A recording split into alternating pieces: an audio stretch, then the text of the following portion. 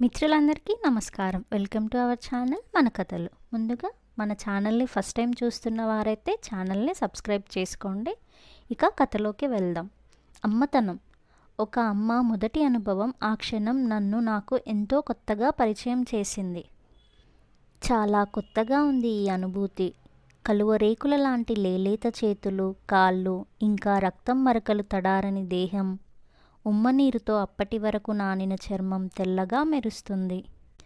ఇంకా కనురెప్పలు కూడా పూర్తిగా తెరవలేదు. అయినా తన చిన్న పిడికిలిలో నా వేలు బంధించింది. నువ్వేనా నా అమ్మవి అని అడుగుతున్నట్లు ఉంది ఆ చేతి పట్టు. పట్టుకుంటే ఎర్రగా అయిపోతూ పాలు కారుతున్నట్టు ఉంది నా చిట్టి తల్లి మోము. అప్పటి వరకు పడిన ప్రసవ వేదన క్షణాల్లో మాయమయ్యింది. ఇంతకు మునుపెన్నడూ చవిచూడని ఏదో కొత్త అనుభూతి నన్ను చుట్టేసింది.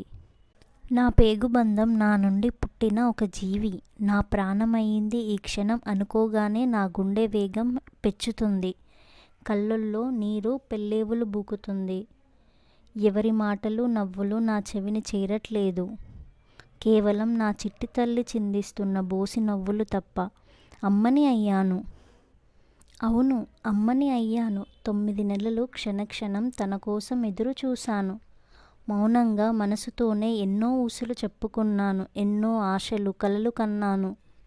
నా కడుపులో ఉన్న రక్తపు ముద్ద కోసం, తన భవిష్యత్తు కోసం ఎన్నో ఆలోచనలు. ప్రతి క్షణం, ప్రతి నిమిషం తన ఆలోచనలే, తన ఊసులే. 6వ నెల తగలగానే ఎలా ఉన్నావమ్మా అని పలకరిస్తున్నట్టు తన చిన్ని చిన్ని కాళ్ళతో తంతుంటే చెప్పలేని ఆ అనుభూతి మొదటిసారి కళ్ళు మూసుకొని ఎంతోసేపు అనుభవించాను. కానీ ఇప్పుడు అంతకు మించిన అనుభూతి. సమాజంలో నన్ను ఒక అమ్మగా నిలబెట్టింది నా పాప. చెప్పలేని అనుభూతి కదా. నిజంగా మోయలేనంత హాయిగా ఉంది ఈ అనుభూతి, స్పర్శ. ఇంకా ఎంతసేపు అలా కళ్ళు మూసుకొని ఉంటావే, పిల్లకి కాసిని ముర్రుపాలు పట్టు, అవి చాలా బలం అంటూ అమ్మ కదిపేసరికి కళ్ళు తెరిచాను.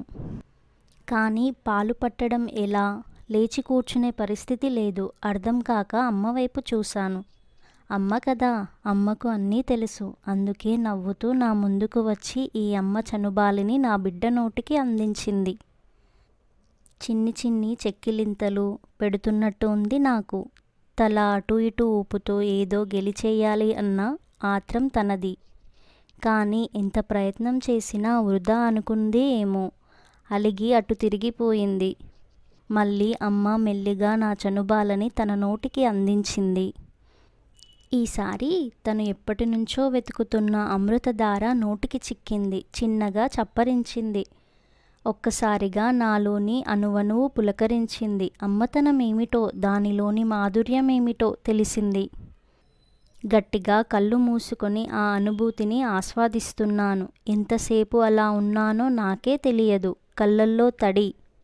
ఇంతలోనే క్యారమని చిన్న శబ్దం చేసింది. అంతే, ఒక్కసారిగా నా మనసు ఉలిక్కిపడింది.